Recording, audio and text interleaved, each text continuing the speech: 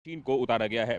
दो तरह के जेसीबी मशीन लगाए गए हैं। पहला नॉर्मल जेसीबी मशीन, जिससे कि गाद यमुना किनारे की जो गाद है उसको शिफ्ट किया जाए, और दूसरी JCB machine floating JCB machine है। ये वो फ्लोटिंग जेसीबी मशीन है जिससे कि पानी के अंदर का जो गाद है उसको निकाला जा सके। और आप देखिए, थोड़ा सा वाइड एंगल शॉट्स हमारे कैमरा पर्सन अमित आपको दिखा रहे हैं किस तरीके से डीप फ्लोटिंग जेसीबी मशीन के माध्यम से अंदर के गाद को निकाला जा रहा है, और ये अंदर के गाद को निकाल के फिर उसको रखा जा रहा है। तो ये जो आप तस्वीर देख रहे हैं, यह तस्वीर बताने के लिए काफ़ी है कि किस तरीके से यमुना की सफाई को लेकर जिस तरह की बात चल रही थी वो शुरू हो चुकी है, और बाकायदा जेसीबी मशीन को आज इस पूरे सफाई अभियान में लगाया गया है। इसके पहले जो मशीनें थी वो मशीनें थी वीड हार्वेस्टर, जिससे कि यमुना के जलकुंभी और तमाम तरह की चीज़ों को साफ किया गया। और अब देखिए, बड़े जेसीबी मशीनों के माध्यम से यमुना की सफाई का काम शुरू हुआ है, और यह काम आईटीओ घाट, वजीराबाद और ओखला तमाम जगहों पर यह किया जा रहा है। इसमें सबसे मजेदार बात यह है कि सबसे पहले इन मशीनों के माध्यम से सबसे आसपास के खरपतवार को कम किया गया। इसके अलावा जो सबसे बड़ी समस्या यह है कि यमुना का गाद इतना ज़्यादा जम गया है कि पानी जो है वो ऊपर की तरफ आ रहा है। तो यमुना की गहराई को भी करने के लिए मैं तस्वीरों में फिर से एक बार दिखवाना चाहूँगा कि किस तरीके से दूसरी तरफ बाकायदा डीप जो क्लीनिंग मशीन है, जो गाद है, उससे जेसीबी मशीन के माध्यम से ये निकाला जा रहा है।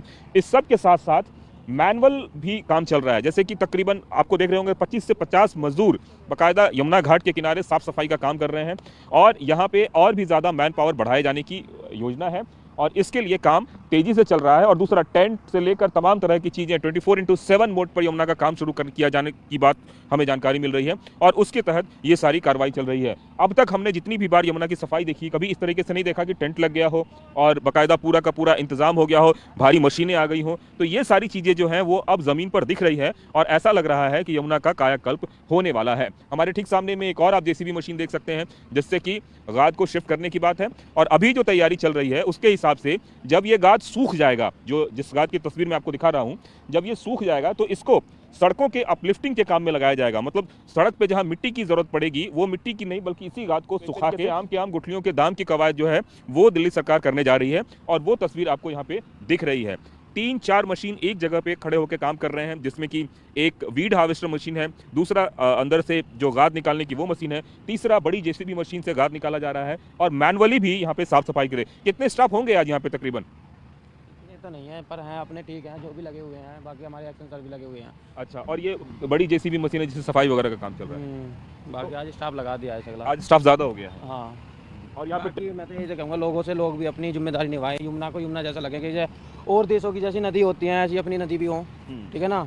अपने लोग क्या करते हैं, अब देखो यहाँ कितनी गंदगी। अब मैं इसे धार्मिक स्थल कहूँगा या अंधविश्वास है ना, मतलब पूजा पाठ की चीज़ों को अगर पास में, कहना चाहूँगा कि इन चीज़ों के लिए ना एक अलग घाट बना दिया जाए।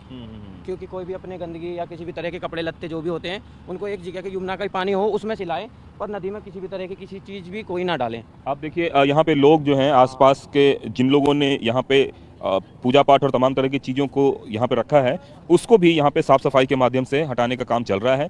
तो मैनुअली भी चल रहा है, इसके अलावा मशीनों से भी चल रहा है, और इन सभी चीज़ों के माध्यम से यह बताने की कोशिश है कि किस तरीके से दिल्ली में यमुना जो है वो पहले से ज़्यादा साफ़ सुथरी होने की कवायद जो यमुना को लेकर चल रही है।